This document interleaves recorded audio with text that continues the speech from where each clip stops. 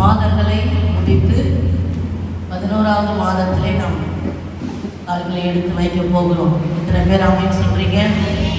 10 மாசம் நல்ல சாப்பாடு கொடுத்தாரா ஆண்டவர் உங்களுக்கு? 10 மாசம் நல்லா தூங்குனீங்களா? நல்ல வஸ்திரங்கள் ஆண்டவர் கொடுத்தாரா? தேவையெல்லாம் சந்திச்சாரா? அல்லேலூயா.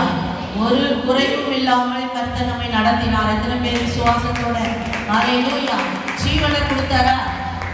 உயிர் இருக்கிறவங்கள ஒரு அல்லேலூயா சொல்லுங்க. அதான் ரொம்ப முக்கியம். ஆமென். எல்லாம் இருந்து உயிர் இல்லைன்னா என்ன பண்ண முடியாது, அதெல்லாம் அனுபவிக்க முடியாது. ஆனா எல்லாம் இருந்து உயிரும் இருக்கணும். ஆமென் சொல்லுங்க.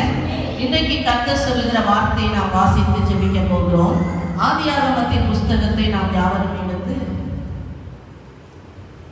18ஆம் அதிகாரம் 1 முதல் 5 வசனங்களை நாம் வாசிக்கலாம். ஆதியாகமம் 18 1 முதல் 5 வசனங்கள். பின்பு கர்த்தர் மம்ரேயின் சமபூமியிலே அவனுக்கு தரிசனமானார். அவன் பகலிலே உஷ்ண